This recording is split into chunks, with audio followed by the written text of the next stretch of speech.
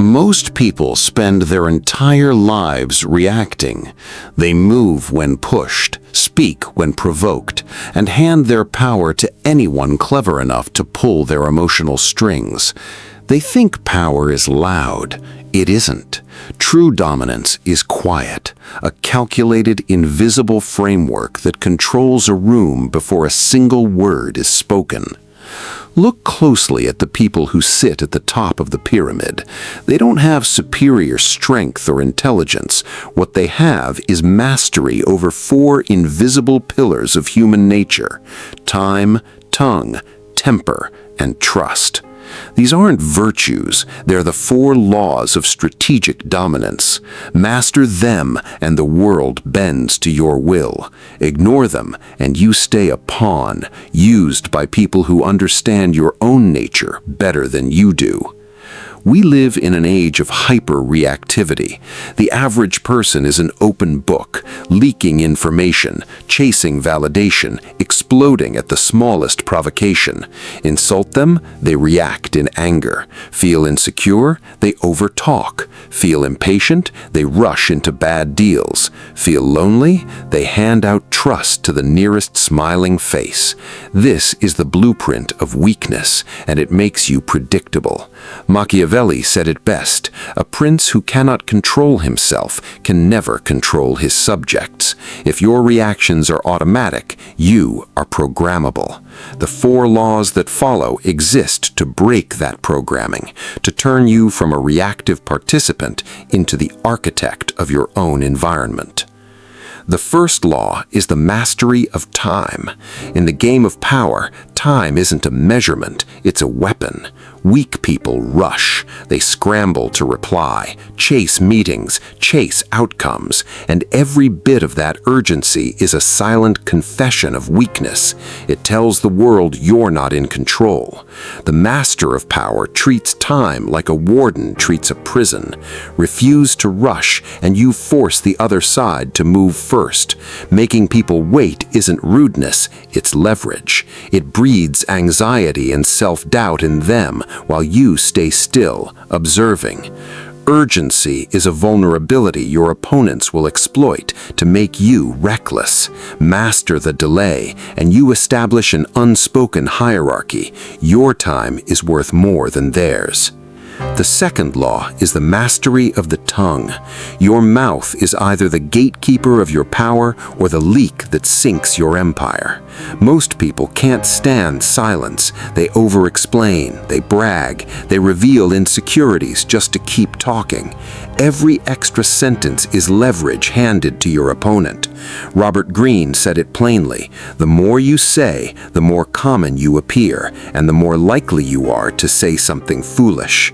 Say less than necessary, and you become an enigma. People can't read your intentions or map your weaknesses, and because human nature hates a vacuum, your silence forces them to fill it with their secrets, their motives, their weaknesses. Speak rarely, and your words carry weight. Silence isn't absence, it's supreme self-control on display. The third law is the mastery of the temper. Anger is a luxury you can't afford. The moment someone makes you angry, you've handed them the remote control to your mind. In any high-stakes moment, whoever loses their temper first has already lost. An outburst is proof you've run out of real arguments. People will bait you on purpose, insult your pride, question your competence, hoping to trigger a reaction that clouds your judgment. Meet it with cold, unreadable calm. A blank response unnerves an attacker more than a counterattack ever could. It tells them their arrows bounced off. Treat provocation as data, not an attack. Ask what it reveals about them. Stay stoic, keep clarity, and strike back with precision on your timing, not theirs. The fourth and final law is the mastery of trust. Absolute trust is a fatal illusion. Handing someone your complete faith is handing them a loaded weapon and hoping they never pull the trigger. Empires don't usually fall to outside enemies. They fall to trusted insiders whose incentives shifted. Don't rely on loyalty. Loyalty is emotional and fades. Rely on self-interest. It doesn't. Structure every alliance so the other person's success is tied to your survival. Betraying you should mean destroying themselves. And never reveal the full picture of your plans, fears, or finances to anyone, not even your closest circle. The less anyone knows, the less anyone can use against you. Weave these 4 laws together: time, tongue, temper, and trust, and something shifts. You stop being a victim of your environment and become its commander. You walk into rooms with a presence that makes others adjust to you, not the other way around. You stop wasting energy on petty arguments. You start seeing the world as a chessboard, every move deliberate, every move yours.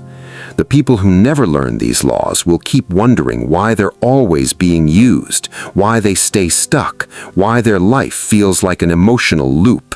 They'll call your success luck. They won't see the invisible fortress you built.